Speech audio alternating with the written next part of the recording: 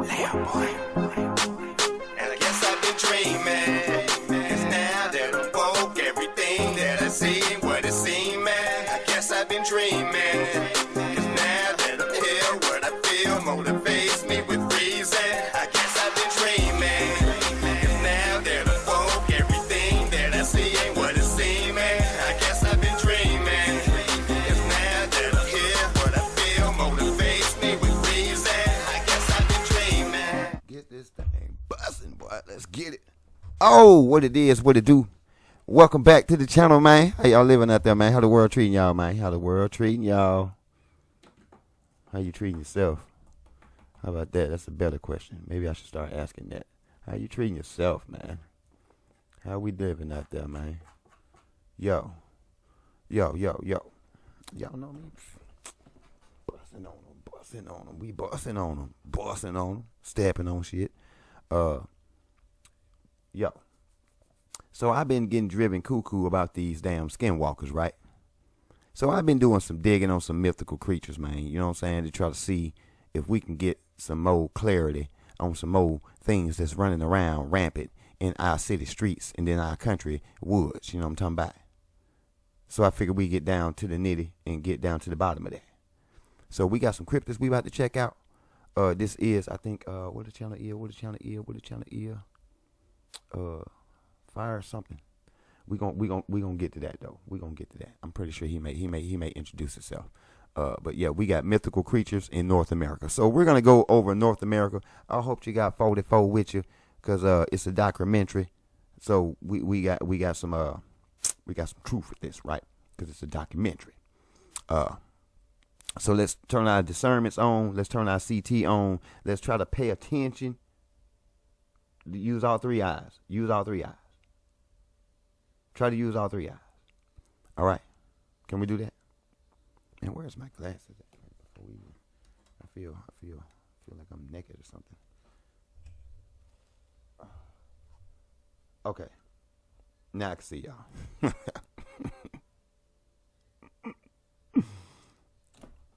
Y'all ready to get this thing busting, man? Let's get it busting, man. I hope you got what you need, because I do. We got what we need in the air. We're going frankincense today. You know what I'm talking about?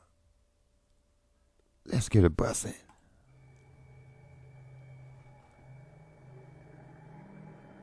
Mythical or legendary creatures, cryptids, monsters, unexplained beings, whatever you want to call them.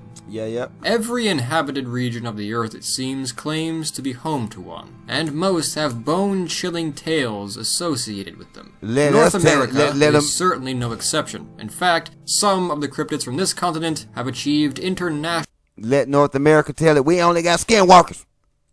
Fame and interest. Hello and welcome to Fire of Learning. Okay, there we Justin. In this video, Justin. we will be going over many of the most famous mythical creatures of North America, reviewing the associated folklore, and considering if, perhaps, some of the witnesses of these creatures may, in fact, be telling the truth. They are telling the truth, Thank you for joining us as we add another video to our campfire playlist. We ain't finna throw no confusion out there. We know this stuff real. Let's get it. That's what we here for. You already tell him? That's what we here for. The Pinelands of southern New Jersey stretch for over 7 counties, encompassing 1 million acres, a huge portion of the state's overall territory. It is believed by many residents that a dark, malicious creature inhabits this forest, often simply called the Leeds Devil or the Jersey Devil. The creature is often described as nothing short of a genuine monstrosity, said to have the head of either a goat or a horse hooves, large wings like those of a bat, and a forked tail. It is also said to have a body structure, that of a biped, which resembles a kangaroo, and emits a high-pitched screech which terrifies all who have the displeasure of an... Okay, I'm listening to the description. I don't see no legs look like no damn kangaroo, bruh. I'm just saying, I'm looking at this picture right here. It just, hey, okay, let's go. Countering the beast. The origin tale of the Jersey Devil is quite murky, and in fact, various contradicting tales exist. Most tales, however, attribute its origins to 1735 and the family of Jane Leeds. It was in that year, or the prior one, that Mother Leeds discovered that she was pregnant. Mother Leeds already had 12 children, however, and, not wishing for another one, cursed the child, saying that it would be the devil himself. Well, damn. Why would you do your baby like that, baby? Months later, on a dark and stormy night where the wind howled and the trees violently shook, a baby boy was born. A perfectly normal baby boy. Oh, yeah? However, gradually, the seemingly normal child began to change, acquiring hideous features and a violent disposition along with them. Eventually, the boy was beyond recognition. As the child began to grow wings, the family knew not what to do. At last, when its wings were fully formed, it assaulted its family and escaped through the chimney, flying into the Pine Barrens where, after a purported failed attempt to exorcise the forest, it is said it remains to this day. By the late 1700s, the legend of a devil in the area was already popular. Reports would continue through the 1800s into the modern day. In 1820, Joseph... That boy said a devil in the area. Boy, there's devils running all around this. You see them every day. I do. Bonaparte, older brother of the former Emperor Napoleon, claimed to have seen it while hunting in the area. For the next century, the mysterious deaths of livestock were blamed on the creature. By the 1900s, Jersey Devil encounters were blowing up in the news, even in the year 1909, leading to schools closing and hunters roaming the forest looking for it. By 1960, people had had enough, and a reward was placed on the beast, dead or alive, by numerous parties, reaching up to 10. Wait a minute, man. You mean to tell me a child turned into that?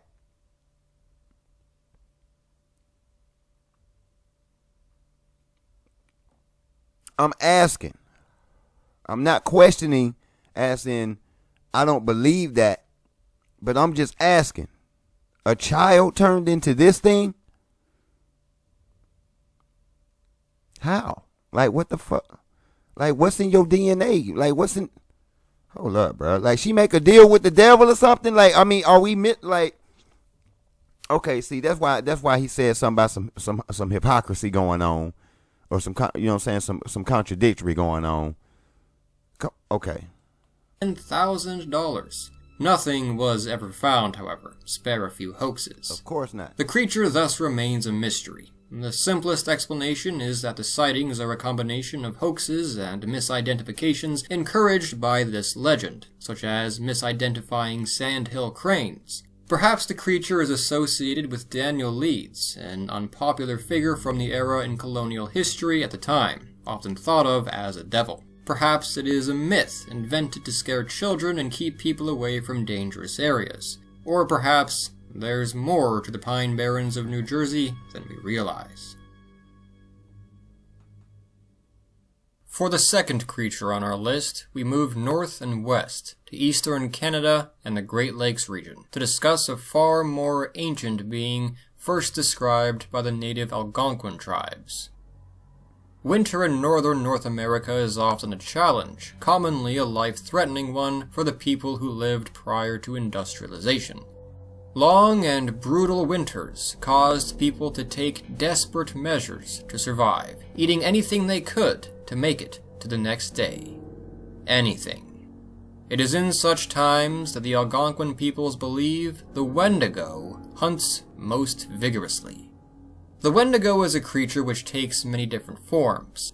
Tales differ from one Algonquin tribe to another, but each associate the Wendigo with traits and activities that the tribes faced and wished to eradicate: greed, selfishness, and cannibalism. In fact, the Wendigo is very much the personification of these things. Some tales state that the Wendigo is a creature which resembles a kind of decayed humanoid stag, whose innards have become visible due to this decay, though this depiction may have arisen from European influence and is more likely a modern invention. More traditionally, it is portrayed as a corpse, very thin and bony, to the point of being a skeleton covered in Yo, I got a question for y'all. Let's see if y'all paying attention. Did that Wendigo, the first one with the skull bone head, look like that thing that rushed out that had the little baby sitting by it? With the skull head on the baby and that thing come rushing out at the people, charging them? Did that look like it? It looked like it, right? stretched y'all go check out the other video where I was talking about the cryptids. I can't remember which one it is right now. If I would, you know what I'm saying, y'all, I'll put you right on it. But you know what I'm saying, y'all go find it and just keep this image in your head. You know what I'm saying, and then when you find that one, just kind of, you know, do the chain link thing, because I think we got something here, y'all. It has long, sharp claws, sometimes said to be made of ice. Its eyes are said to be either large and glowing or sunken into its skull. It is also due to the nature. I'll be honest with you. I would give that, man, listen, that thing right there looks to me closer, like closest to the rake as anything would be. But it's still not. But if I had to picture a rake, I would picture something like that, but just with its claws maybe a lot longer. But yeah, definitely, it looks like. Nature of the curse it carries, generally very large, sometimes extremely large. The Wendigo is cursed with endless, extreme hunger, stalking the forests of the north, especially in winter, looking for its next meal. However, when it consumes an unfortunate soul, it grows in proportion to the size of its meal, and therefore, it can never be satiated. Yet the Wendigo is a very powerful being regardless, with immense strength, speed, and even an ability to manipulate winter weather. It is not invincible, however, and is vulnerable to things such as fire and silver. Some accounts state that people can become Wendigos by giving in to temptation during starvation and resorting to cannibalism, or that the Wendigo is a spirit, which causes suffering individuals to become cannibals themselves. Sometimes even, someone who is simply greedy and who flaunts their wealth or does anything which places the individual over the group are at risk of the curse. Indeed, the creature has lent its name to a purported psychological disorder, Wendigo psychosis, which causes people to crave human flesh. Most psychologists don't accept the existence of the disorder, however, as it has not been observed in modern times. Clendenin, West Virginia, November 12, 1966. 5 men digging a grave in a cemetery claim to see a strange, winged, man-like creature fly above them and then just above the tree line. It is an incident they cannot explain, and it is not the last. 3 days later, near Point Pleasant, West Virginia, a small town on the border of Ohio, 2 young couples are driving at night near the McClintock Wildlife Management Area when they observe something which stands out rather remarkably. At first, it is merely a pair of glowing red eyes, but as they progress along the road, they see something utterly terrifying. They claim to have seen the body to which the threatening eyes belonged. A hideous, man-sized, if not taller, winged creature. That's the Mothman. They attempt to drive away from it, but the creature, whatever it is, takes flight, taking off quite suddenly like a helicopter, and pursues them.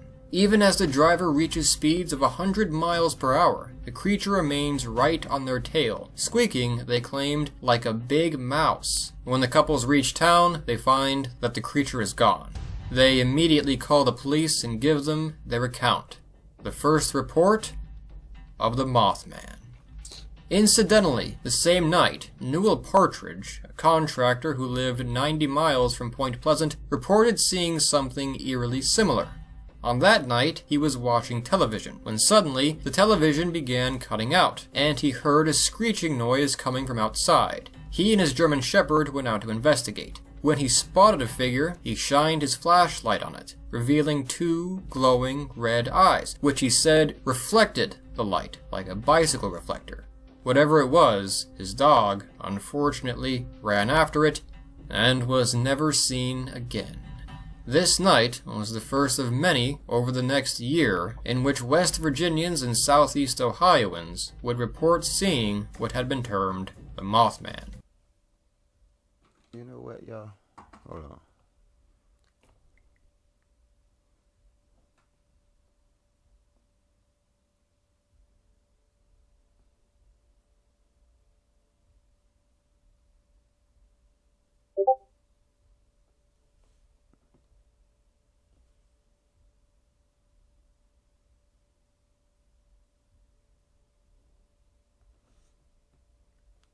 We finna do some research. The reports were all very similar. A winged creature with the body structure and size of a man and ominous, glowing red eyes. As the story spread, a crowd of people arrived in the area to see what they could find, many with hunting weapons, determined to catch any unnatural creature inhabiting the area. A feeling of paranoia and fear for some, and excitement and adventure for others, gripped this small West Virginian town. One person even claimed to have found an egg, though it turned out to be a shot put, one of a number of hoaxes revealed during the excitement. Amid all this excitement, however, others favored a simpler, more natural explanation, and considered not giant mothmen, but rather giant birds, one the height of a man with red marks around its eyes, the sandhill crane. It would be easy to mistake the red spots around the eyes of a sandhill crane for the eyes themselves, ornithologists note, much like the white spots of killer whales. It is not a native inhabitant, but may have wandered outside of its normal migration route. However, the crane's eyes would not have glowed like many people who observed the Mothman said they did, and no bird watchers observed the species in the area in that time. Some critics therefore turned to another bird for explanation. The barred owl, an owl common throughout the region whose large eyes do reflect light shined into them with an ominous red glow. However, barred owls do not reach such sizes. Still, the explanation stuck as a viable hypothesis given the fact that people are unreliable at estimating size in such encounters, especially when terrified. Sightings in the area continued for over a year, until December 15th, 1967. It wouldn't have pursued the car, though. Tragedy struck the area. And going at over 100 miles an hour? The Ohio River Come on, man, we got more things. We got more things to debunk. Resulting in the deaths of over 46 people. After the incident, the sightings of the Mothman ceased in the area for years.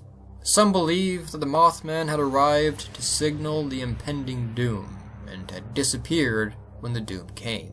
Sightings would pick up again years later as people claimed the Mothman had returned, and would spread, not only across the country, but across the world. Some claim that the Mothman is a consequence of the curse of the Native American chief Cornstalk. Whatever the Mothman was, and perhaps is, be it sandhill crane, barred owl, mysterious creature, or nothing at all, it has become an icon of the area, as well as a movie star, being the subject of a book that was adapted into a Hollywood film, The Mothman Prophecies. April 21st, 1977. Farm Street, Dover, Massachusetts. 17-year-old William Bartlett is driving at night with his two friends when he spots something unusual. It does not appear to be a deer, nor a raccoon, nor any other animal one might see in the region on a spring night, but rather something which he describes as a creature with large glowing orange eyes and tendril-like fingers, standing on a wall. The He claims it was frogman perhaps 4 feet tall, is had a a humanoid toad. body structure, though a head shaped like a Is a watermelon battle or an egg, toad. and that it did not have a mouth or a nose.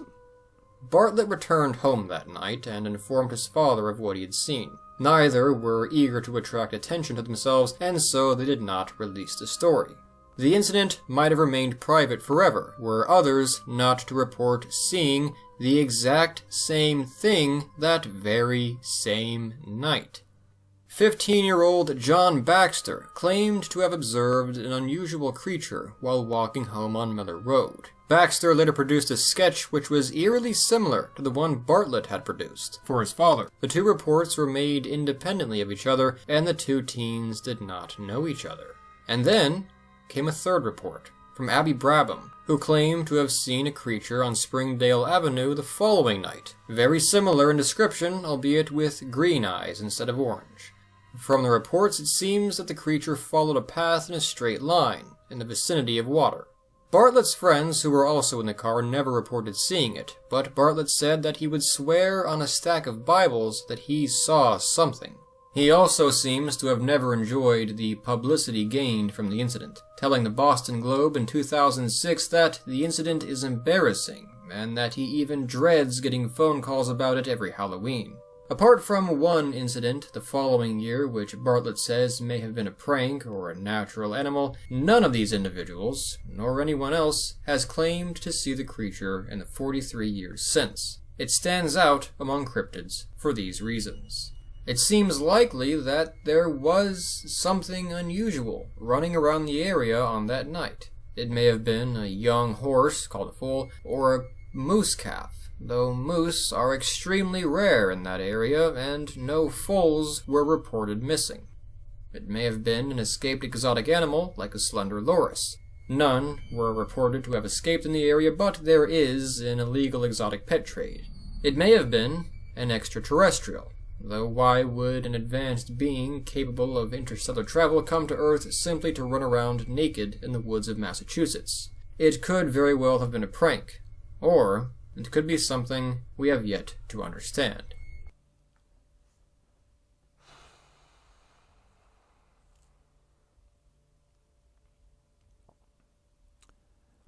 If it's an alien, you're not going to understand it.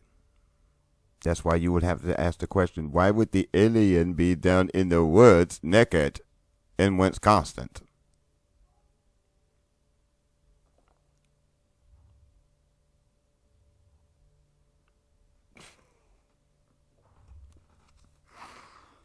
Hey man, why? Hey, listen, I don't see how y'all do it.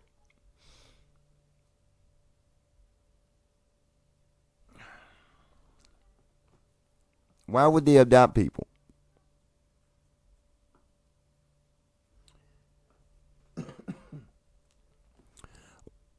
What's so important about this planet that makes everything want to come here all of a sudden? You're asking the wrong questions, bro. Agent or bot? You be the judge. The area is, after all, known for strange incidents.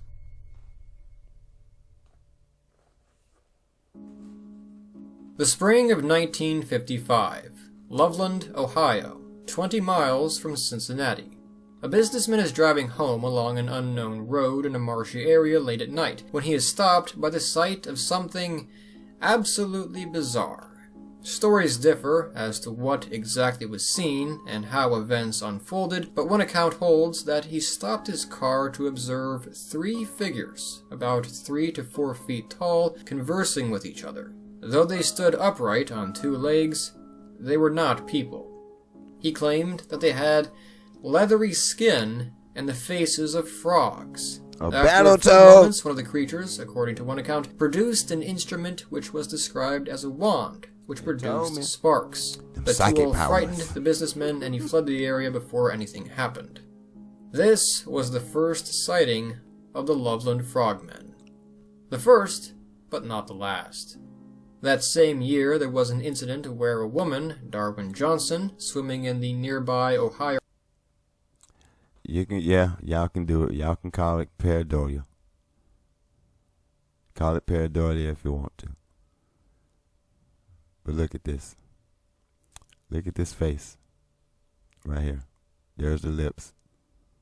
There's the black eye. There's another actual black eye right there, y'all. You see it? There's the eye. There's the pupil. There's the eye. It looks like a sad face. Almost like the crow. Like white paint and black eyes. You know what I'm talking about? But check this out, y'all. Look at this eye. Look at this rock. Doesn't this look like an animal to you? Like some type of dragon or some type of reptoid, right? Y'all seeing this? Are you seeing this? So yeah, we got 1 and then we got 2. This is what I mean, y'all. Keep your head on the swivel, keep your eyes open. Because it's hidden in plain sight. There's a lot on this planet hidden in plain sight. Right before your very eyes. You would be staring at what you think is a rock, and this would very well be a fossil of an animal. I don't know what this is right here. I just saw this first. But anyway, let's proceed. River claimed to have been grabbed by something in the water. The creature, whatever it was violent and attempted to drag her under the water. She barely broke free, but like did manage a whole different area down here, don't it? From up here to down there, and a like green stain on her leg the shape of a palm print. Whatever was responsible was not cited, however, and indeed, the next known sighting of the Loveland Frogmen would not occur for over 15 years. On March 3rd, 1972, police officer Ray Shockey was driving around an area close by, Riverside Drive near the Little Miami River, around 1 a.m. when he too noticed something unusual. An unknown creature, he claimed, ran past his car. Believing it to be a dog, he stopped his car to get out and look for it. But what he saw was no dog. Rather, it was a lizard-like creature, which upon being seen stood erect. It then jumped over the guardrail and made its way down to the river. Shockey was quite perplexed and returned to the scene with another officer later, though they were able to find nothing but tracks. Elucidation perhaps came a few weeks later, with a third sighting. Another Loveland police officer, Mark Matthews, was traveling around the area on Kemper Road when he too came across an unusual frog or lizard-like creature. Unlike the other witnesses, he was able to shoot it and capture it, claiming he knew no one would believe him if he didn't. He put the creature in his trunk and drove to show it to Shockey. Shockey confirmed that the creature which was stored in his trunk was the creature he had seen last night. But it was not a humanoid frog. It was an iguana that was missing its tail, likely a creature which had escaped an aquarium. Case closed? Well, for the incidents of the 70s indeed, but the other reports still lack an explanation.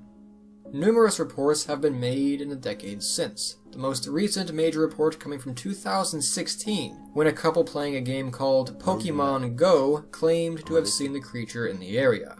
In fact, it was this incident which caused Officer Matthews to bring his encounter with the iguana to light. Sam Jacobs, who viewed the creature, swears that he saw something, and was even able to take a photograph and video of whatever he saw.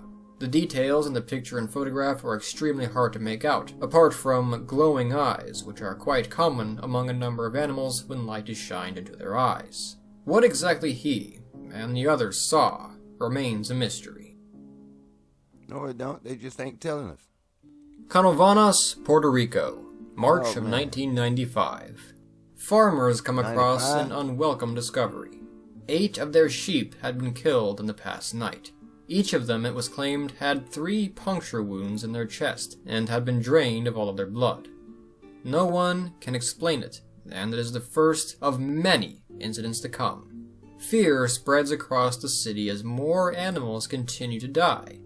Goats, cows, chickens, rabbits, horses, a list of animals which have died in strange, suspicious circumstances. Reports of similar occurrences in fact began to spread across Latin America, and eventually into the mainland United States. It was not the first time farm animals had been killed like this. A similar event occurred in 1975 in the village of Moca, Puerto Rico, which was attributed to El Vampiro del Moca, the Moca vampire, and was believed to be linked to a satanic cult. Cattle mutilations, incidentally, had been taking place in the United States and Mexico during this time as well. Months after the March 1995 incident, in August, a woman named Madeline Tolentino reported seeing the creature responsible. Further witnesses added to the descriptions throughout autumn, one of whom claimed the creature broke into his house and attacked his child's teddy bear. They described a creature somewhat like a lizard man or a gargoyle, with green, scaly skin, large, bug-like eyes, wings, fangs, and quills running down its back. It is said to be about 4 feet tall, hops like a kangaroo, and has a foul odor of sulfur. Farmers, losing their livelihoods, and governments, losing tourists, became greatly concerned, and immediately sought an explanation for the creature that came to be called El Chupacabra, the goat sucker. More than 1,000 deaths of animals were blamed on the creature in 1995 alone. More deaths were to come in the next few years. Authorities and scientists began hunting the beast, discovering little, apart from things such as 3-toed tracks that they were unable to explain. Reports grew in the American states of Florida and Texas, and throughout Mexico. By 1997, reports from as far away as Perth, Australia began coming in. Clearly, something was responsible for the deaths of these animals, but no known animals fit the description that was repeatedly given, at least in Latin America. In the mainland United States, a different creature was reported, a creature which more closely resembled a canine. Blood-sucking animals, like vampire bats, generally do not kill their hosts, and in fact generally don't harm them apart from the transference of disease. Creatures which do kill animals, however, like wild dogs, panthers, or foxes, generally do not simply feed on the blood of the creature alone. The normal explanations were out, and the incidents were too complex and widespread to be attributed simply to hoaxes. What was it then? An undiscovered creature? A genetic experiment gone wrong? Aliens? Demons? Years later, American researcher Benjamin Radford pointed out that the original chupacabra description closely matched that of a sci-fi creature popular at the time, from the horror film Species, drawing the description, common in Latin America, into serious question.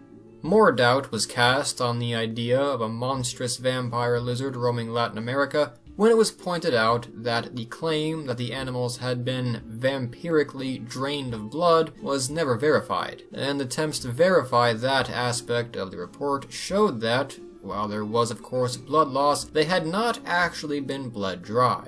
Rather, the animal corpses had entered into a stage of post-mortem lividity, a state in which the blood of the corpse had collected into the interior of the creature and coagulated, giving the appearance of major blood loss. The lizard-like vampire of Latin America remained a mystery, with scientists believing it to be a creature people mistakenly believed they saw in fear, or as a hoax. However, in the US, the description of a hideous, hairless, dog-like creature with a foul odor remained popular and unexplained. This too, however, biologists felt they could explain. This description seemed far more realistic than the vampire alien lizard of Latin America, closely resembling what biologists believe to be canines, dogs, foxes, coyotes, and even non-canines like raccoons, suffering from sarcoptic mange. Mange is a condition in which parasitic mites cause substantial hair loss as well as irritation and thickening of the skin. Predators suffering from this disorder may be driven to hunt livestock, as their illness prevents them from effectively hunting more difficult but safer prey, such as wild rabbits. It is not uncommon, actually, for these animals to simply bite their prey, leaving puncture wounds, allowing the animal to later die of blood loss, as was the case with these creatures. This hypothesis was confirmed when several creatures, accused of being chupacabras, were actually killed and identified by professionals as canines with mange. Thus, the mystery was solved. Or was it? Were these animals really the explanation for all of the chupacabra attacks? And what about the 3-toed tracks that were found, and the many reports of the lizard-like chupacabras? Was it all just imagination, or was a different creature attacking the livestock of Latin American farmers after all? Further explanations range from rhesus monkeys to mongooses to Mexican hairless dogs to an unexplained, undiscovered creature. The aforementioned Benjamin Radford, who has done extensive research into the topic, believes that the evidence suggests that there is nothing crazy about the reports and that the explanation given is sufficient. Others, namely those who claim to have seen it, disagree. To add to the mystery, chupacabra reports have now been made as far away as the Philippines, Russia, and India.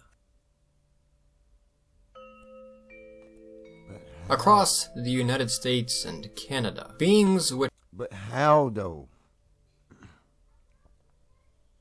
Like, how? You know what I'm saying? Like, that's what I'm trying to decipher right there. How in the fudge are these things getting across country, man? Like,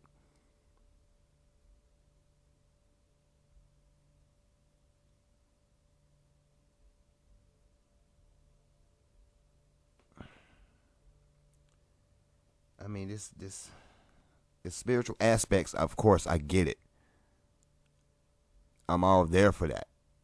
And that's the only way. I mean, that's the only thing that my mind could have it fathomed. that it is possible, but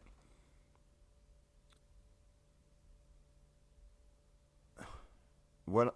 Okay, let me see, cause I mean I'm looking at something right now, y'all. I'm writing stuff down and I'm gathering. That's why I ain't really said nothing yet, cause I'm trying to wait to the end to really give my dissertation at the end. Which resemble a kind of cross between a man and an animal. Often a wolf or a bear are sometimes reported to have been seen.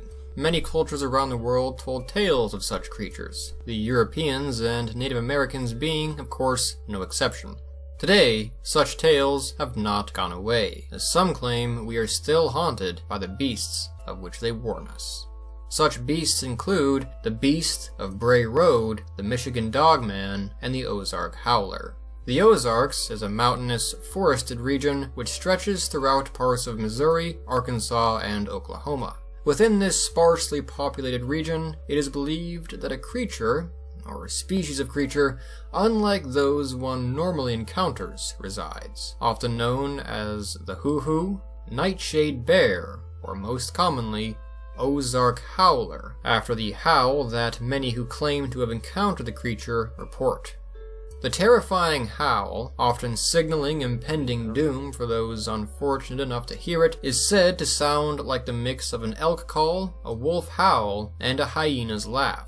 The creature is said to be large, has the body shape of a bear, black fur, glowing red eyes, and is often said to have a long pair of horns. The beast is believed to be quite dangerous, with numerous legends of its aggression being well known among the inhabitants. One legend tells of an encounter with the adventurer Daniel Boone, who managed to kill the beast and kept its head as a trophy, though there is no proof of this.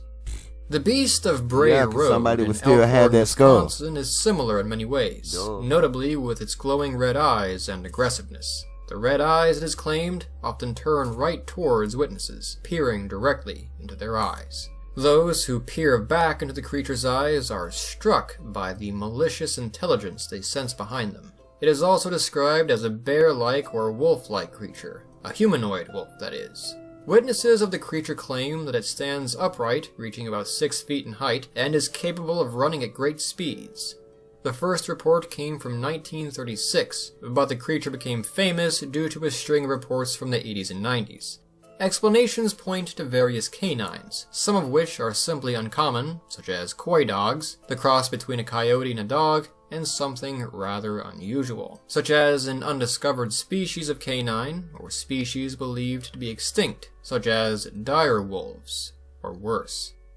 The Michigan Dogman of Wexford County is, likewise, quite similar, and the first reports of this humanoid wolf date back decades earlier, to 1887. It was on a day in that year that, allegedly, 2 lumberjacks encountered a beast with the head of a wolf but the body of a man. It is said to have had blue eyes and had a terrifying howl much like that of a human scream.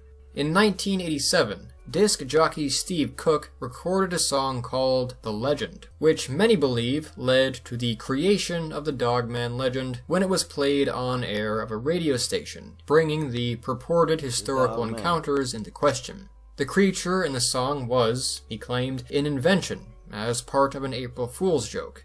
But he says that after releasing it, he received numerous calls and comments from people saying that they had seen similar creatures, some of whom even produced photographs.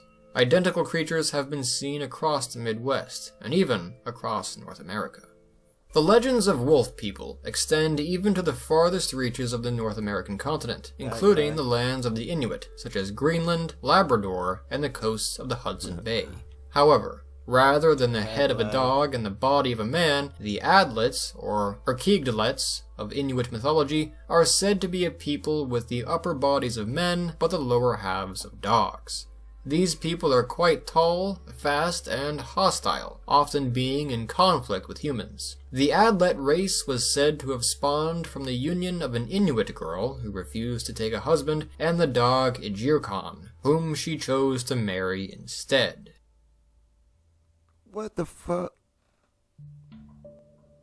It is perhaps the most famous of all mythical North American beasts, the quintessential cryptid. Some use the name as a term to refer to something they find nonsensical and made up, Others are confident of its existence. It is Bigfoot, the Sasquatch. Sasquatches differ from many of the cryptids here in that the discussion over its existence, while generally regarded as a pseudoscientific topic, includes a noticeable amount of input and uncertainty from genuine scientists who approach the subject scientifically. The primary suspicion among scientifically literate researchers who consider the possibility of Sasquatch's existence is that it is a species of undiscovered, sparsely populated ape native to North America. About 1/3 of Bigfoot sightings take place in the northwestern United States and southwestern Canada, in places like Oregon, Washington State, and British Columbia. There are numerous other reported beasts, however, sometimes considered separate, which are closely related to the Bigfoot description outside of this range, however.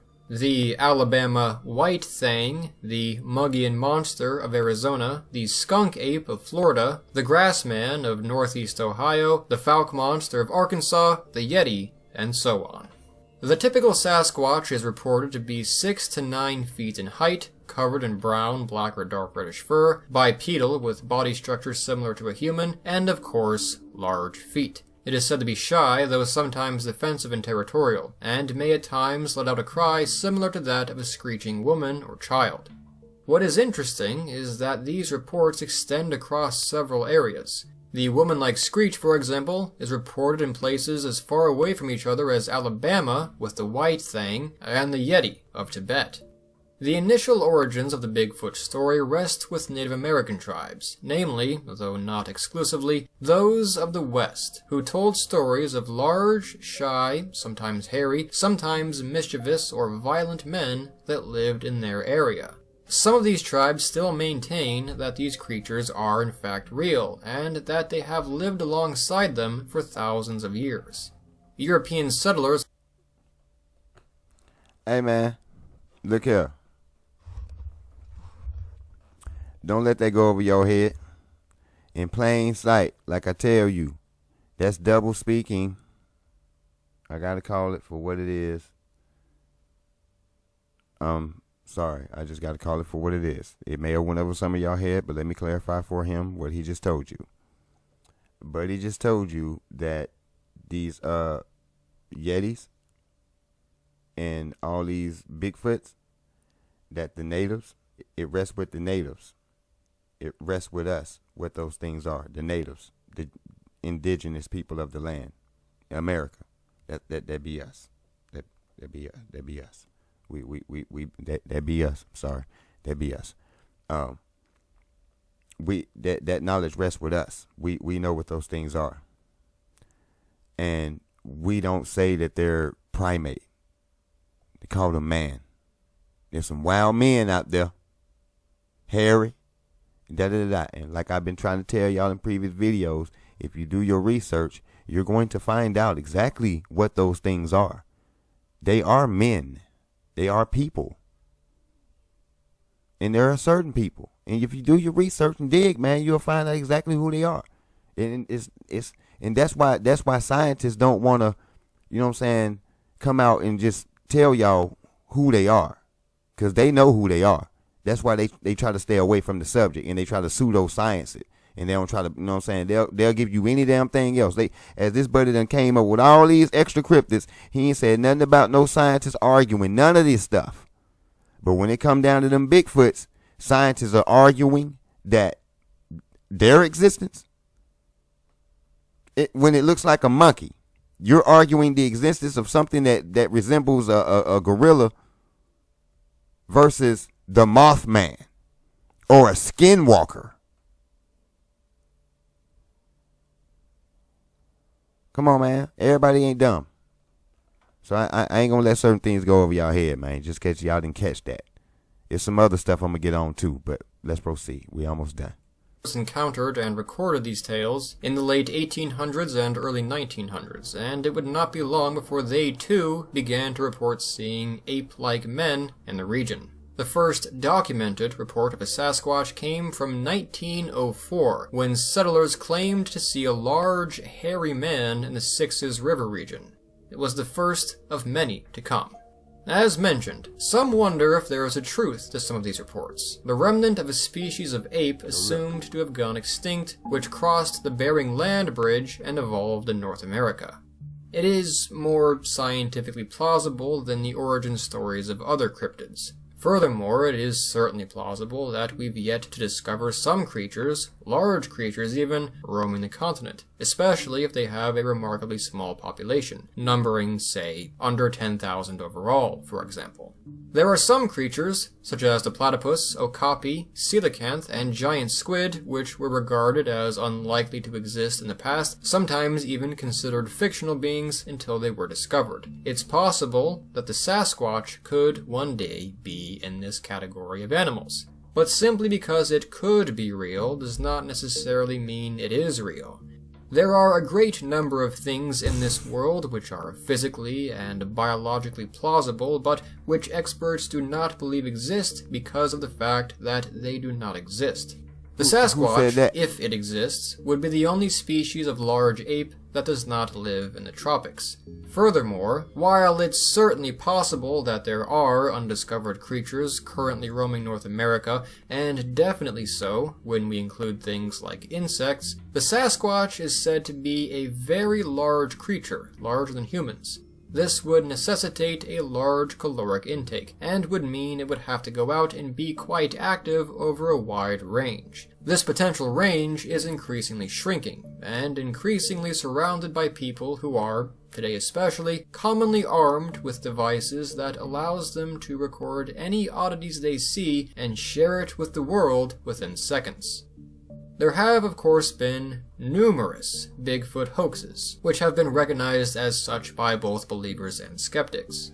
One of the most famous hoaxsters was Ray Wallace, who created artificial feet with which to make footprints, as well as artificial feces, hair, and more, in order to mislead hunters. Figures like Wallace demoralized the Sasquatch hunt, and merely encouraged the position that most of the evidence that does exist is fabricated. However, there are more convincing accounts which have yet to be explained, and the inability to explain these has led some scientists, such as Jane Goodall, to declare that they suspect that Bigfoot might or even likely does exist.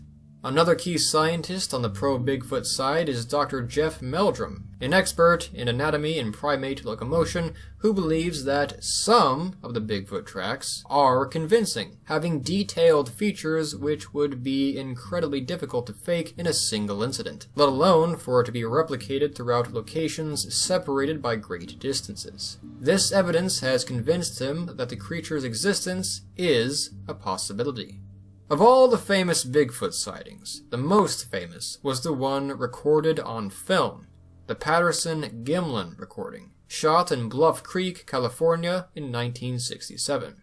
The film shows what is potentially a Sasquatch looking back at Patterson and Gimlin, who had arrived on the scene on horseback about a minute or two before. This Sasquatch, known informally as Patty, seems to calmly leave the area after spotting the men, though not without taking her eyes off them for long, disappearing into the woods. The two men then pursued her, but failed to find anything more. In the years since, numerous people have attempted to debunk or prove the veracity of the footage, analyzing it, studying the area, and even recreating the film. Numerous people have come forward to claim that they were the ones posing as the Sasquatch creature in a costume, but given that the film shows only one Sasquatch, at least most, if not all, of the claimants are lying.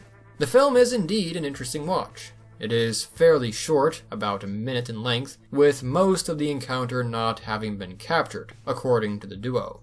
Frankly, it does, in fact, appear to be what many people might expect. That this is really just some dingus walking around in a costume.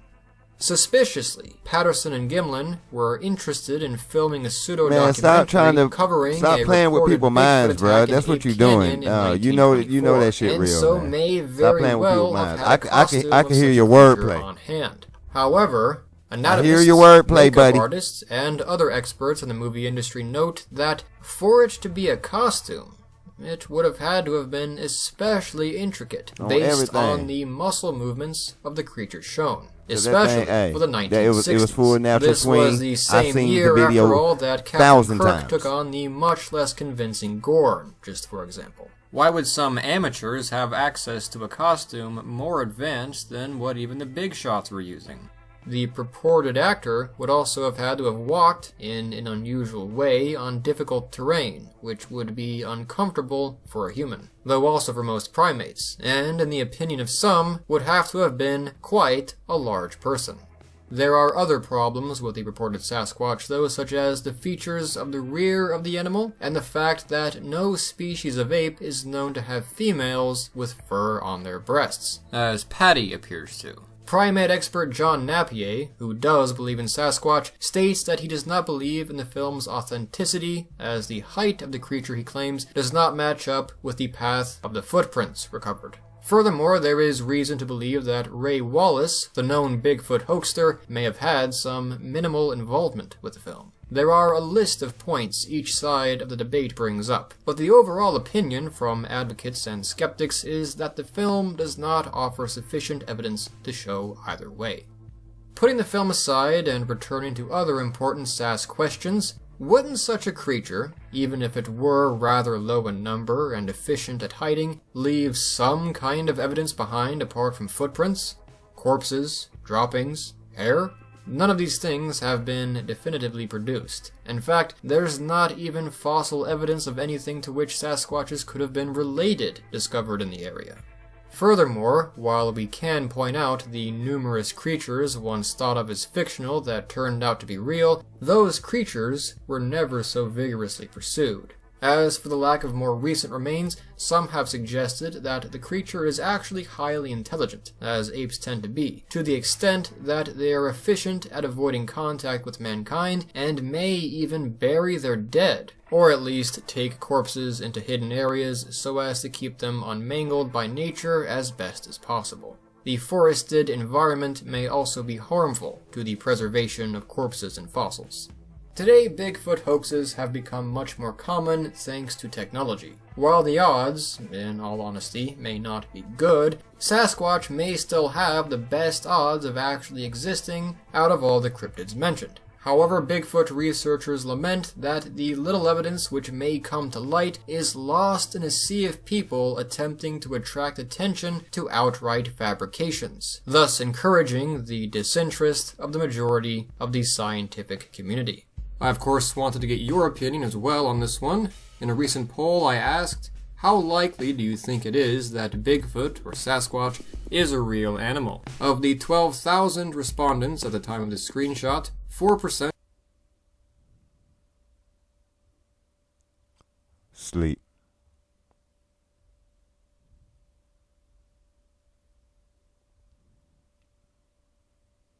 Y'all sleep. This is sleep and agents.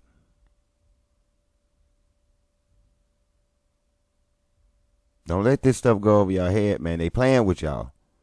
It's propaganda. They put it right in your face and then they mix it up with a whole bunch of bullshit. This ain't people. This is like agents that work for the government and stuff like that.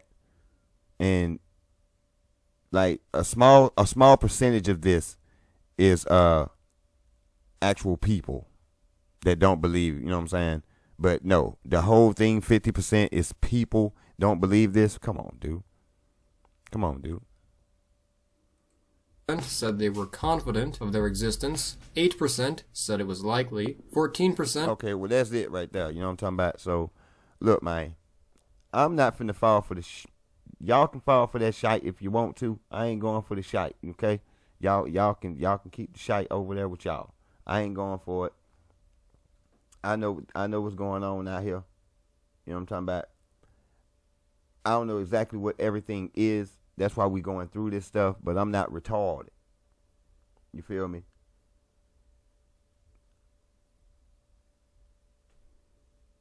I just y'all gonna find out what this thing is. Y'all gonna find out, man. You gonna find out. That's why I keep telling y'all, I urge you. I challenge you to go do the research. Challenge you. I gave y'all the clue in one of the other videos what word to look up first. Take it from there. You'll figure it out. You'll figure it out. Don't be mad at me. You know what I'm talking about? I'm just here to let you know what the business is and why they hide stuff and why they lying. This man just went through all these damn cryptids. Didn't say not one thing about scientists. Maybe he did. But he didn't. Not like, you see how he went in on them Bigfoot? Everything else didn't get that much showtime. Bigfoot got all the showtime at the end. You feel me? And I wonder why. Because they trying to scramble your brain on the thought of them things. Because they know what they are, man. And them drones been pulling them out the woodwork. So that's why he tried to only highlight that one, you know what I'm saying, Patty back in the day. Come on, bro. We beyond that, man. We done seen plenty of these things, bro. We done seen plenty of them. Plenty of them. I'm talking about live and all outside, cuz. Live and all outside. And you gonna bring up that one, and then y'all still trying to debunk this one? Bruh, clearly she was walking out there and she was in full stride. Heard them horses gallop up. She turned around and continued her stride while she was looking. Man, I watched that video over 1,000 times, man. I could feel the energy coming off that thing. It's real. It's all get out. Now, at the time that I was watching it then, I wasn't realizing what I was feeling. But whatever it was, it gave me the chills. You know what I mean? The hair stood up on me. You know what I'm talking about? The hair stood up, my nigga, and I'm like, damn. This shit is real, bro. Like, I'm looking at this thing. This is real. But at the time, I didn't have all the knowledge that I have now. You know what I'm saying? But I started digging in. And now, man, I'm just chain linking and putting the clues together. That's why I was writing down a couple things. You know what I'm saying? Because y'all getting on my nerves with the Skinwalker bit. And I'm just finna get to the bottom of it. You know what I'm saying? Because I just don't see how Skinwalkers is all over the place when they supposed to be in Navajo country, which is in Navajo country. If it's Navajo town, then, bruh, they shouldn't be in no other countries or no other counties. They shouldn't be in no other continents. They shouldn't be in Canada. They shouldn't be nowhere but where the Navajo said that they come from. And that's where the story comes from. When y'all say Skinwalker, y'all say Navajo. So we over here in Utah and in New Mexico and places like that. I don't see why a cryptid would want to go from a humid environment up to a very cold environment seeking food.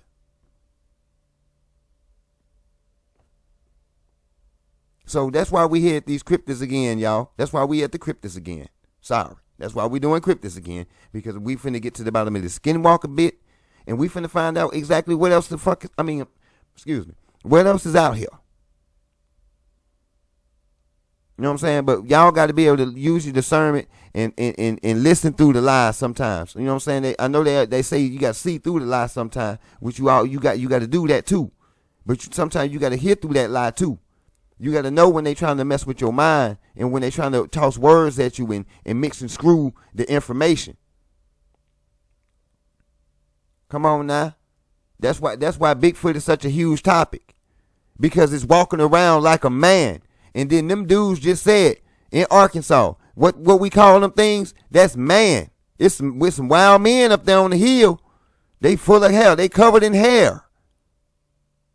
They're covered in hair. It's some wild men. That mean they walking around. They look like a man covered in hair, bruh. And because it lives in that environment, it's called evolution. It's evolving. And so long as it stay away from y'all, it'll continue to evolve. It's fully in its animal nature. It never got tamed out of that. Y'all know what's going on. But the people that's sleeping, y'all gonna continue to sleep. The folks that's seeking, you gonna find it. Just keep looking. I promise you're gonna find it. When it's time for you to get the information, you're gonna get that info. Believe me. When it's time for you to get it, you're gonna get it. Just be ready. When you get it, just know it. That's it. No, that's it. But don't take it for face value, because you still got to do your due diligence. That's what I do. That's why I'm sitting here listening to him. I'm listening. That's why I can be like, hold on. Now you said this, but I'm seeing this. And then I'm writing down stuff so I can do further research. Because, you know what I'm saying? I'm just trying to see what's going on. I just want to get to the bottom of it. Figure out what's going on, man. This is the academy, man. We're here to learn. I hope you're learning. I hope you enjoyed the video. I know it's been a minute. You know what I'm saying? I know it was a good hour. Had an hour of your time. And if you're stuck all the way through this hour, I appreciate you. That means you're trying to learn something. We're trying to elevate and grow together. So at this point, I would say be good, be safe, have fun, keep your head on the swivel, protect yourself mentally, physically, and spiritually above all else. You know what I'm talking about? And I will see y'all next time.